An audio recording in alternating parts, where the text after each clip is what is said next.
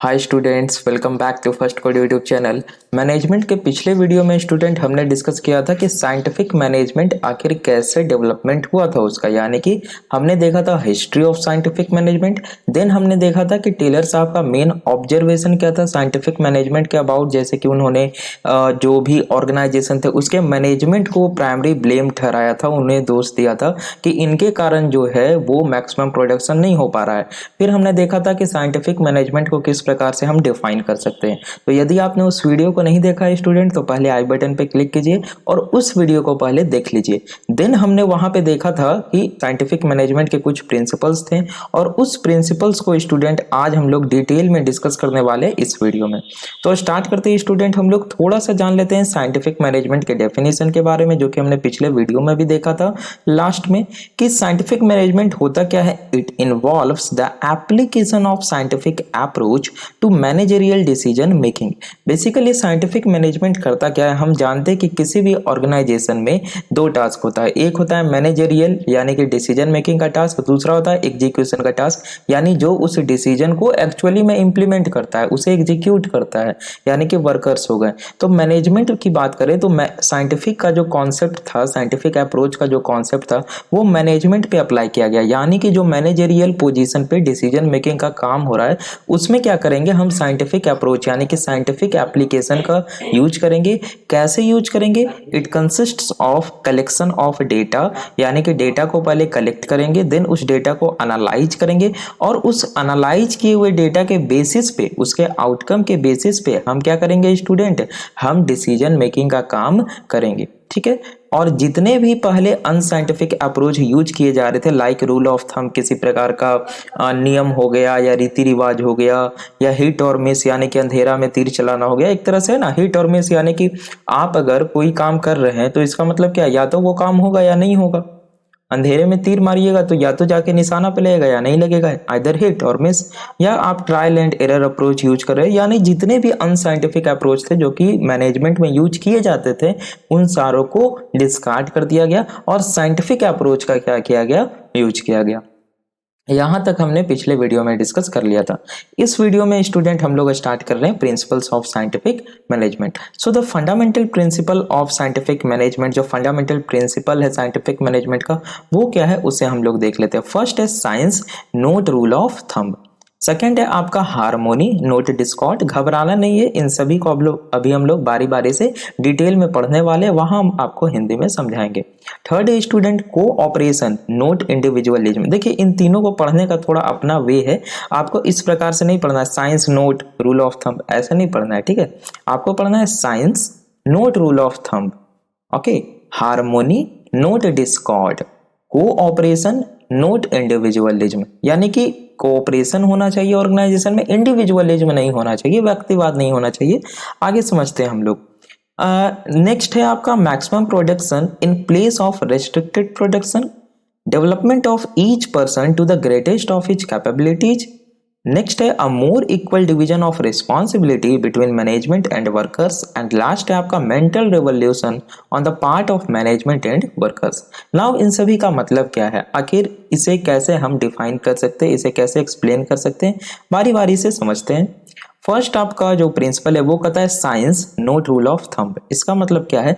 यानी कि ये कह रहा है कि किसी प्रकार का हम रूल ऑफ थंब का यूज नहीं करेंगे। रूल ऑफ थंब करने का ये नहीं है अंगूठे का नियम, ठीक है। रूल ऑफ थंब कहने का मतलब है कि किसी प्रकार का नियम चला आ रहा है, किसी प्रकार का रीति चला आ रहा है कि इसी प्रकार से हमें करना है तो करना है, ऐसा नहीं है। हम क्या करेंगे वहां पे? साइंटिफिक अप्रोच का यूज करेंगे, यानी कि it involves the scientific approach to managerial decision making. Managerial decision making का हम जितना भी टास्क करेंगे, जो भी मैनेजर होंगे, अगर वो टॉप लेवल पे हो या वो मिडिल लेवल पे हो, लो लेवल पे हो, हमने लेवल्स ऑफ मैनेजमेंट भी पढ़ रखा है तो आपको प्रॉब्लम नहीं होनी चाहिए।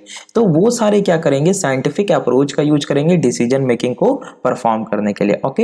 And a complete discard of all unscientific approaches. जितने भी अनसाइंटिफिक अप्रोच थे, आइदर वो हिट एंड मिस हो, ट्रायल एंड एरर हो, उनका क्या करेंगे, हम डिस्कार्ड करेंगे, उन्हें रिमूव कर देंगे, उनका यूज नहीं करना, ये कहने का मतलब था। यानी अगर हम इसे हिंदी में करके देखें तो देखिए इस प्रकार से, science not rule of thumb, यानी कि हमें साइंस को लेकर चलना है, रूल ऑफ थंब को लेकर नहीं चलना है। तो इसको पढ़ने में थोड़ा सा आप लोग ध्यान दीजिएगा। कई सारे स्टूडेंट क्या होता है ऐसे पढ़ देते हैं, science not rule of thumb या science not rule of thumb, ऐसे तो थोड़ा सा आपको अगर ऐसे पढ़िएगा तो समझने में आसानी होगी। जैसे आपने पढ़ा हार्मोनी नोट डिस्कॉर्ड, यहाँ पे ओ होगा, ए नहीं होगा, ठीक है स्टूडेंट, नोट डिस्कॉर्ड। यानी कि हार्मोनी का मतलब क्या होता है, एक तरह से आपस में जो एकता होता है, यानी कि सद्भाव आप कह सकते हैं, सद्भाव की भावना। और डिस्कॉर्ड मतलब हुआ कि एक तरह से द्वेष या कलह की भावना। तो ऑर्गेनाइजेशन में हार्मोनी होना चाहिए, यानी एक दूसरे में संगठित रहें, एकता होनी चाहिए, है ना, डिस्कॉर्ड की भावना नहीं होनी चाहिए। So harmony refers to the unity of action, यानी किसी भी एक्शन में, ऑर्गेनाइजेशन में क्या होता है, काम हो रहा है, कोई भी एक्शन परफॉर्म हो रहा है, तो उस एक्शन में क्या होना चाहिए, हार्मोनी होना चाहिए। ऐसा नहीं हो कि डिस्कॉर्ड हो, यानी कि discord refers to differences in approach, यानी जो भी अप्रोच यूज करना चाह रहे हैं सारे लोगों का अलग अलग मत हो, यानी कोई कह रहा है कि नहीं इस अप्रोच से चलो, कोई दूसरा कह रहा है नहीं इस अप्रोच से चलो, यानी सबका अलग अलग एक वहां पे डिस्कॉर्ड की भावना हो गई। तो ऐसा नहीं होना चाहिए, ऑर्गेनाइजेशन में क्या होना चाहिए, हार्मोनी होना चाहिए। आ गई बात समझ में। आपका नेक्स्ट जो प्रिंसिपल है साइंटिफिक मैनेजमेंट का, वो क्या कहता है, कोऑपरेशन नोट इंडिविजुअलिज्म। देखिए अगर आप लाइन बाय लाइन अच्छे से प्रिंसिपल्स को समझ लेते हैं तो आपको ये एक्सप्लेनेशन खुद आ जाएगा, आप खुद इससे ज्यादा, हमसे ज्यादा अच्छे से आप एक्सप्लेन कर सकते हैं। मैंने तो जस्ट 2-2 3-3 लाइन लिखा है, आप इस पे 10 लाइन लिख के आ सकते हैं, एग्जाम्पल्स दे सकते हैं, ठीक है। सो इसका क्या मतलब हुआ, कोऑपरेशन नोट इंडिविजुअलिज्म का। कोऑपरेशन का मतलब क्या होता है, एक तरह से कोऑपरेट करना, है ना। यानी कि कह सकते हैं कि कोऑपरेशन होना चाहिए, इंडिविजुअलिज्म यानी कि व्यक्तिवाद नहीं होनी चाहिए। इंडिविजुअलिज्म का मतलब यही ना हुआ कि हम जो कर रहे हैं वही, यानी कि सबका अलग अलग मत है, वहां पे कोऑपरेशन की भावना होनी चाहिए, ठीक है। So cooperation refers to working on the part of people towards the attainment of group objectives, यानी कि कोऑपरेशन क्या है कि on the cooperation refers to working on the part of people, यानी कि लोगों की तरफ से जो काम किया जा रहा है towards the attainment of group objective, यानी किसी ग्रुप के, किसी टीम्स के ऑब्जेक्टिव को कंप्लीट करने के लिए क्या किया जा रहा है, पूरी टीम का सहयोग किया जा रहा है, पूरी टीम के द्वारा कोऑपरेट किया जा रहा है। ऐसा नहीं है कि इंडिविजुअलिज्म है, while regarding their individual objectives as subordinate to the general interest, बिल्कुल, यानी कि कहा जा रहा है उन्हें क्या करना है, जो भी वर्कर्स, जो भी एम्प्लॉइज हैं, उन्हें क्या करना है, उनके इंडिविजुअल्स जो भी ऑब्जेक्टिव्स हैं, यानी कि सबका अपना अपना भी एक होता है ना कि व्यक्तिवाद, अपना अपना मत हो गया, उसे हमेशा सबऑर्डिनेट रखना है जनरल इंटरेस्ट के, यानी जो जनरल इंटरेस्ट है, जो टीम का ऑब्जेक्टिव है उसे फर्स्ट प्रायोरिटी देना है, और जो आपका इंडिविजुअल ऑब्जेक्टिव है उसे आपको उसके सबऑर्डिनेट रखना है, यानी कि कोऑपरेशन होना चाहिए, ठीक है, इंडिविजुअलिज्म नहीं होना चाहिए। नेक्स्ट जो आपका प्रिंसिपल है स्टूडेंट, वो क्या कहता है, maximum production in place of restricted production, यानी कि ऑर्गेनाइजेशन में मैक्सिमम प्रोडक्शन होना चाहिए, आइदर वो कोई मैन्युफैक्चरिंग कंपनी हो या कोई सर्विस बेस्ड है, तो वो जितना अपना बेस्ट सर्विस दे सकती है वो उसे एफर्ट पुट लगाना चाहिए, ठीक है। So in Taylor's view, Taylor के नजरिए से अगर हम देखें तो the most dangerous evil of the industrial system was a deliberate restriction of output, यानी कि टेलर के नजरिए से सबसे जो खतरनाक आपका कह सकते हैं एविल, यानी कि यहाँ से एविल कहने का मतलब है कि सबसे खतरनाक जो बुराई था इंडस्ट्रियल सिस्टम का, आपका जो औद्योगिक प्रणाली था उसका सबसे खराब बुराई या सबसे आप कह सकते हैं बेकार चीज क्या था कि डेलिबरेट रिस्ट्रिक्शन ऑफ आउटपुट, यानी कि जानबूझ के क्या किया जा रहा है, प्रोडक्शन को रिस्ट्रिक्टेड किया जा रहा है, यानी कि जानबूझ के मैक्सिमम प्रोडक्शन नहीं होने दिया जा रहा है, तो वो सबसे खतरनाक बुराई था, या वो सबसे अधिक बुराई जो भी आप कह सकते हैं हिंदी में, ठीक है। So as a means of promoting the prosperity of workers, management and society, this principle of scientific management emphasizes on maximizing production and not deliberately restricting it। देखिए काफी अच्छे ढंग से पॉइंट्स को समझाया गया है।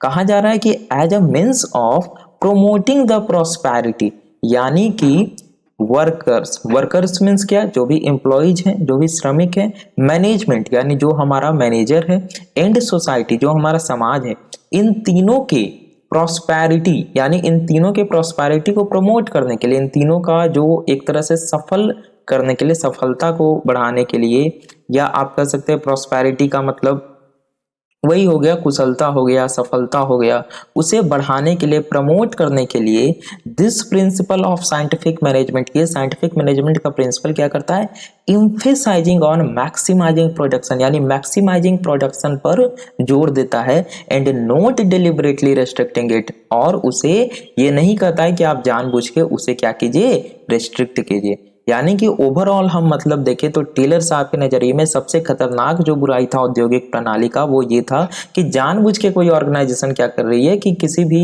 मैन्युफैक्चर कंपनी जो है वो किसी प्रोडक्ट के मैन्युफैक्चरिंग को रिस्ट्रिक्ट कर रही है कि आपको इससे ज्यादा प्रोडक्शन नहीं करना है, ऐसा नहीं करना है। साइंटिफिक अप्रोच जब अप्लाई हुआ, साइंटिफिक प्रिंसिपल्स का ये एक वन ऑफ द प्रिंसिपल है जो कि कह रहा है कि मैक्सिमम प्रोडक्शन होना चाहिए, जितना प्रोडक्शन आप कर सकते हो उतना ज्यादा प्रोडक्शन होना चाहिए। आगे बात समझ में।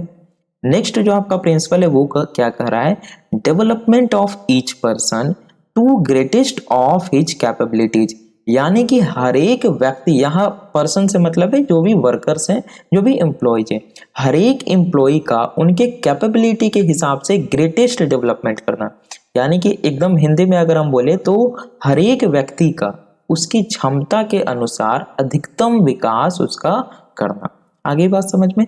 So management must endeavour to develop people to the greatest of their capabilities to ensure maximum prosperity for both employees and employers, यानी कि मैनेजमेंट को क्या करना चाहिए, मैनेजमेंट को इस बात का संज्ञान लेना चाहिए कि वो हर एक पीपल, जो भी एम्प्लॉयज वर्क कर रहे हैं, उनका क्या करे, एक तरह से उनकी कैपेबिलिटी के अनुसार, यानी उसके क्षमता के अनुसार उसका अधिकतम विकास करे, ताकि टू इंश्योर मैक्सिमम प्रॉस्पेरिटी, ताकि हमें मैक्सिमम आउटपुट मिल सके उस व्यक्ति से।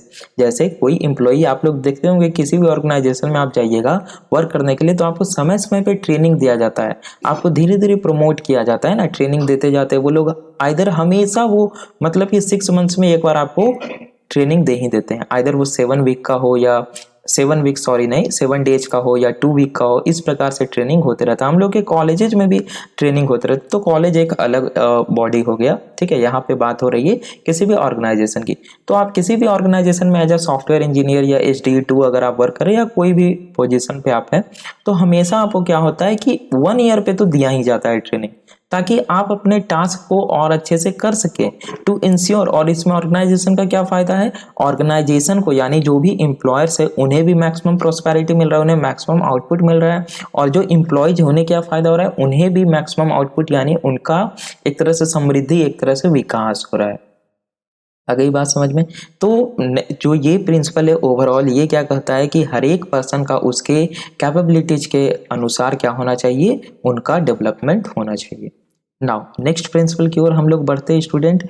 ये क्या कह रहा है, a more equal division of responsibility between management and workers. देखिए मैनेजमेंट जो है और वर्कर्स है, इन दोनों के बीच में हमने लेवल्स पढ़ा था, तो जो मैनेजमेंट है और वर्कर्स है उनके बीच में इक्वल डिवीजन ऑफ रिस्पॉन्सिबिलिटी होना चाहिए। मोर इक्वल डिवीजन ऑफ रिस्पॉन्सिबिलिटी का तात्पर्य ये हुआ कि एकदम इक्वल होना चाहिए रिस्पॉन्सिबिलिटी, यानी एकदम इक्वल का कहने का मतलब है कि अलग अलग होना चाहिए। ऐसा नहीं है कि जो मैनेजमेंट का काम है वो वर्कर्स कर रहा है या वर्कर्स वाला काम थोड़ा थोड़ा मैनेजमेंट कर रहा है, ऐसा एकदम नहीं होना चाहिए।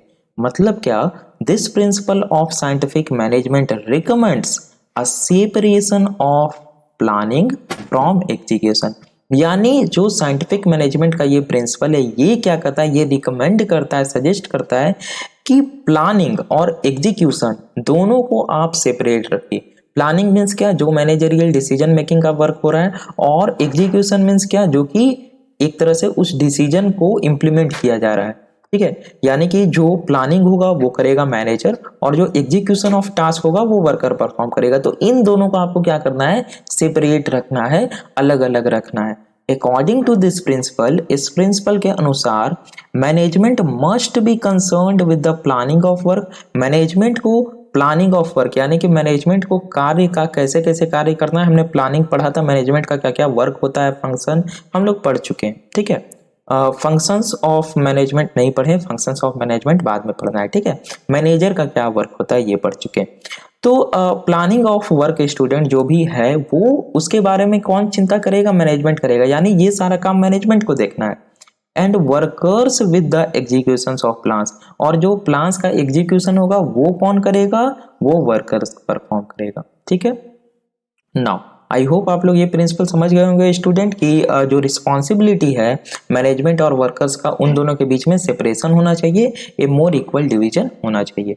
लास्ट जो आपका प्रिंसिपल है स्टूडेंट, ये क्या कहता है, mental revolution on the part of management and workers. और ये देखिए इसमें थोड़ा सा बच्चे कंफ्यूज हो जाते हैं कि ये आखिर कहना क्या चाह रहा है। तो ये देखिए एक लाइन में आप बात को समझिए कि मेंटल रिवोल्यूशन का मतलब क्या हुआ कि एक तरह से मानसिक परिवर्तन, है ना, कि जैसे हम किसी चीज को बहुत पहले से करते हुए आ रहे हैं तो हमारे दिमाग में क्या हो जाता है ना, उस एक तरह से गांठ बैठ जाता है कि अच्छा ठीक है ये इसी तरह से होते जा रहा है।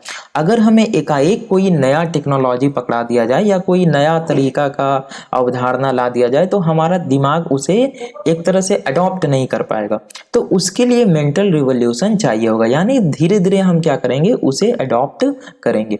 तो वो यहाँ पे लिखा गया है कि अकॉर्डिंग टू टेलर, टेलर साहब के अनुसार साइंटिफिक मैनेजमेंट को अगर हम बोले स्टूडेंट इन इट्स एसेंस, यानी साइंटिफिक मैनेजमेंट का सार अगर हम लोग बोले तो it involves a complete mental revolution on the part of both sides to industry, यानी कि किसी भी इंडस्ट्री के जो दोनों पार्ट्स हैं, मैनेजरियल डिसीजन मेकिंग का पार्ट और एग्जीक्यूशन ऑफ टास्क का पार्ट, इन दोनों में मेंटल रिवोल्यूशन की जरूरत है।